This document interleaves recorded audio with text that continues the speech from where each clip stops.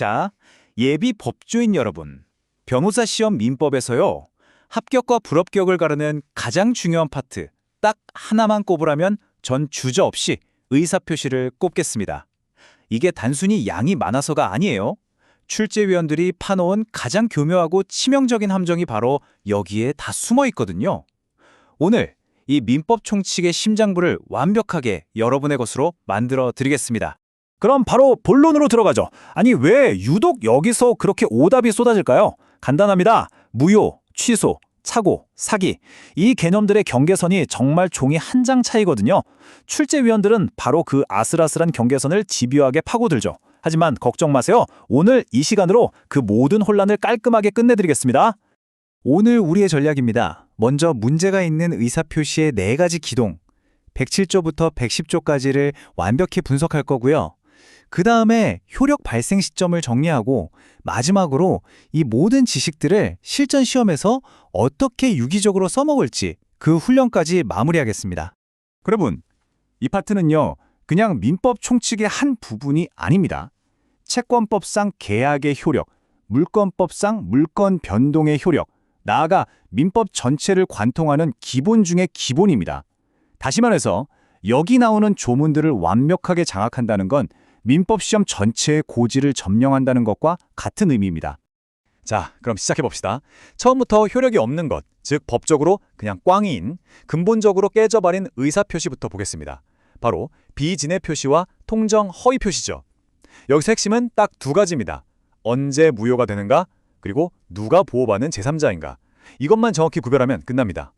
먼저 107조, 비진해 표시입니다. 좀 더 쉽게 말하면 혼자 딴 생각하면서 한 농담이나 거짓말 같은 거죠.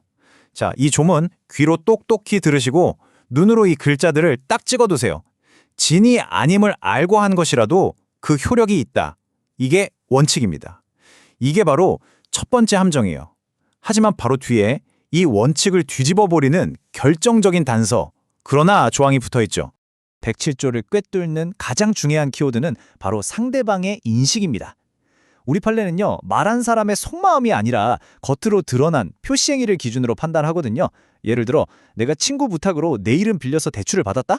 그럼 내 속마음은 빚은 친구가 갚겠지 였어도 은행 입장에서는 당연히 명의자인 나에게 빚 갚을 의사가 있다고 볼 수밖에 없죠. 그래서 원칙적으로 유효인 겁니다. 자, 반면에 회사가 날 강압해서 억지로 사직서를 냈어요. 이때는 내 사직서가 진짜 내 뜻이 아니라는 걸 회사가, 즉 상대방이 뻔히 알죠? 바로 이럴 때 예외적으로 무효가 되는 겁니다. 바로 이 한 문장이 대법원의 아주 실용적인 태도를 명확하게 보여주는 겁니다. 은행이랑 짜고 친 게 아닌 이상 서류에 당신 이름으로 서명했다면 법적인 책임도 당신이 져야 한다는 거죠. 객관식 지문으로 정말 단골로 출제되는 논리니까 머릿속에 그냥 박아두세요. 자, 이제 108조 통정허위 표시입니다. 107조는 나 혼자 딴 생각을 한 거잖아요. 근데 108조는 한 단계 더 나아가서 상대방이랑 아예 짜고 거짓말을 하는 겁니다. 그렇기 때문에 당사자 사이에서는 볼 것도 없이 처음부터 무조건 무효입니다. 바로 여기서 108조의 진짜 시험 문제가 터져 나옵니다. 당사자 둘이 짜고 만든 이 가짜 계약을 진짜인 줄 철석같이 믿고 새로운 거래를 한 제3자가 나타났다면 어떡할 거냐는 거죠? 이 무효를 그 아무것도 모르는 선량한 제3자에게까지 주장할 수 있을까? 우리 법의 답은 아주 명확합니다. 안 된다. 거래의 안전을 위해서 이 선의의 제3자는 철저하게 보호하는 겁니다. 자, 그럼 여기서 말하는 제3자는 도대체 누구일까요? 판례는 아주 중요한 기준을 제시합니다. 바로 허위 표시를 기초로 새롭게 독립된 법률상 이해관계를 맺은 사람이어야 해요. 그냥 아는 사람이 아니라 그 가짜 외관을 믿고 돈을 빌려주거나 가압류를 거는 것처럼 실질적인 법률 관계를 맺어야 한다는 거죠. 그리고 정말 중요한 거, 제3자는 선의, 즉 몰랐다는 것만으로 충분하고 과실이 있었는지 없었는지는 따지지 않습니다. 그리고 그 제3자가 악이라는 사실에 대한 입증 책임은 무효를 주장하는 쪽에서 져야 하고요. 만약 이 쟁점이 사례형 시험에 나왔다? 고민하지 마시고 이 3단계 공식에 그대로 넣으세요. 첫째, 쟁점 정리에서 108조 1항에 따른 당사자 간 효력과 2항에 따른 제3자 보호가 문제된다고 딱 잡아줍니다. 둘째, 법리 파트에서 통정허위 표시와 선의의 제3자에 대한 정의와 핵심 판례 문구를 정확히 적시합니다. 마지막으로 사안포섭에서 사안의 경우 갑과 을의 계약은 통정허위 표시로 무효이지만 이를 믿고 새로운 이해관계를 맺은 병은 선의의 제3자이므로 갑과 을은 병에게 무효를 주장할 수 없다고 명확하게 결론을 내리는 겁니다. 완벽한 답안이죠? 자, 이제 다음 단계로 넘어가 보겠습니다. 이번에는 처음부터 무효가 아니라 일단 유효하지만 취소할 수 있는 의사표시입니다. 이게 무슨 말이냐면 자동으로 효력이 없어지는 게 아니라 착오를 한 사람이 이거 취소하겠습니다라고 적극적으로 액션을 취해야 비로소 효력을 없앨 수 있는 경우를 말하는 거죠. 109조 조문을 잘 들어보세요. 여기에는 취소를 위한 두 개의 아주 중요한 필터가 있습니다. 첫 번째 필터, 그 착오가 법률행위 내용의 중요 부분에 관한 것이어야 하고요. 두 번째 필터, 착오를 한 사람에게 중대한 과실이 없어야 합니다. 이 두 가지 요건을 모두 통과해야만 비로소 취소권이라는 권리가 생기는 겁니다. 자, 이건 최상급 객관식 함정입니다. 중과실이 있으면 취소 못한다는 이 단서 조항. 이게 도대체 왜 있을까요? 바로 거래의 안전, 즉 상대방을 보호하기 위해서입니다. 그런데 말이죠. 만약에 그 상대방이 내 착오를 뻔히 알면서 그걸 악용해서 이득을 챙기려고 했다면 그런 사람까지 우리가 보호해줄 필요가 있을까요? 없겠죠. 그래서 우리 대법원은 이런 나쁜 상대방의 경우에는 설령 나에게 중과실이 있더라도 예외적으로 취소를 허용합니다. 이거 머릿속에 그냥 각인시키세요. 법은요, 한쪽 당사자가 상대방의 명백한 실수를 이용해서 부당한 이익을 취하는 걸 절대 용납하지 않습니다. 이게 바로 조문의 문헌을 넘어서는 신의성실의 원칙이 적용되는 대표적인 사례죠. 시험의 판도를 바꿀 수 있는 결정적인 판례입니다.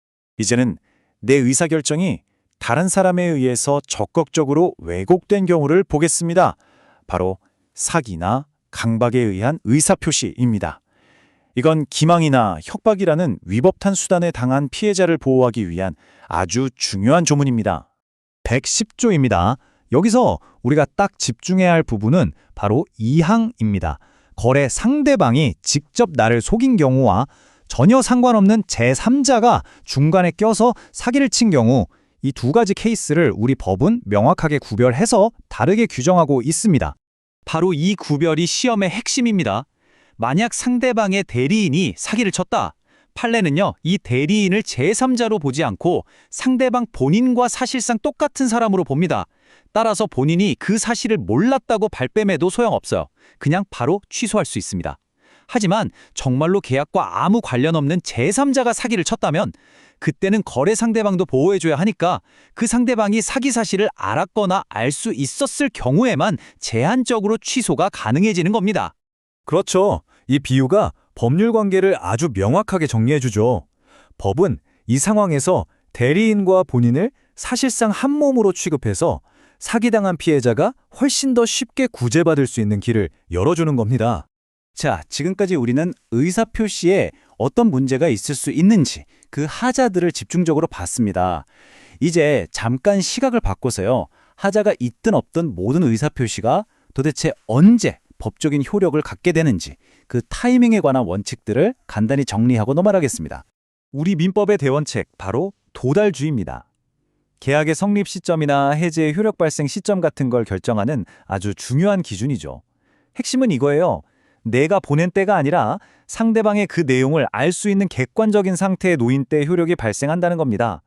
예를 들어 편지가 우편함에 딱 꽂히거나 이메일이 수신함에 들어온 그 순간 상대방이 그걸 실제로 읽었는지 여부와 상관없이 효력이 발생한 겁니다.